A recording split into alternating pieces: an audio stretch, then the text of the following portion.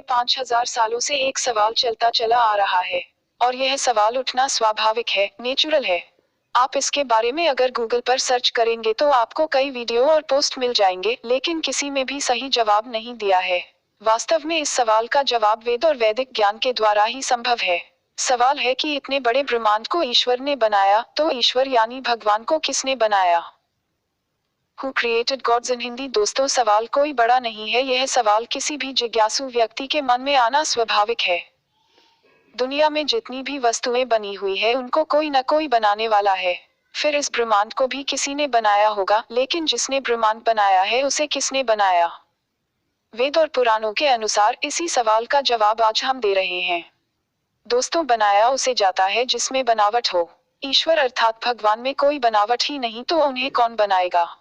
आप ब्रह्मांड में किसी भी वस्तु को देख लीजिए, हर बनी हुई वस्तु में आपको बनावट दिखाई देगी, कला दिखाई देगी, इसलिए उसका कोई कलाकार भी होगा। जब ईश्वर निराकार है और ईश्वर में कोई बनावट ही नहीं है तो उन्हें बना हुआ या पैदा हुआ कैसे माना जा सकता है? अगर मैं आपसे पूछूं कि एक शर्ट को किसने बनाया, तो आप कहेंगे दर्जी ने बनाया है। आप यह नहीं कहेंगे कि लोहार ने बनाया है, क्योंकि शर्ट में जो बनावट दिखती है, जो कला दिखती है, उसका कलाकार दर्जी है, लोहार नहीं।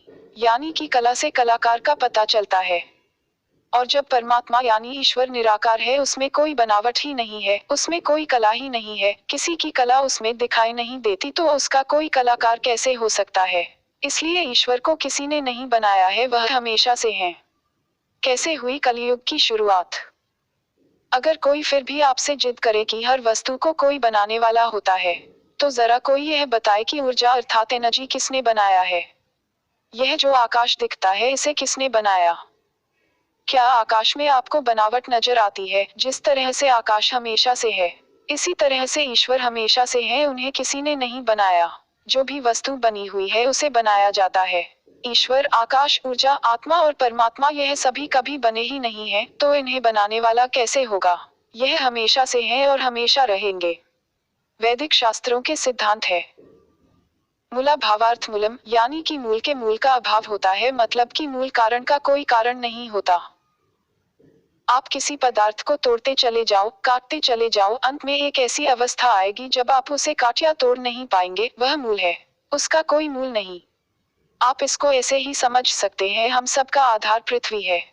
हम सब पृथ्वी पर टिके हुए हैं। पृथ्वी का आधार सूरज है, सूरज का आधार हमारे गैलेक्सी के केंद्र में स्थित ब्लैक होल है। इस तरह से ब्रह्मांड का आधार अनंत आकाश है।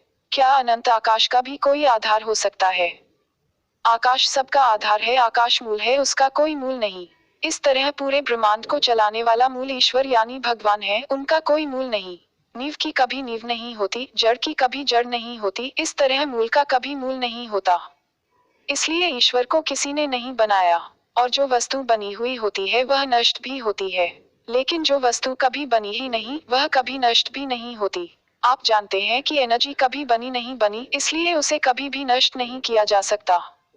यह आकाश कभी बना नहीं, इसलिए कभी नष्ट नहीं होता। परमाणु कभी बना नहीं, इसलिए कभी खत्म नहीं होता। इसलिए अगर कोई चीज खत्म नहीं होती तो इसका मतलब यह हुआ कि वह पैदा भी नहीं होती।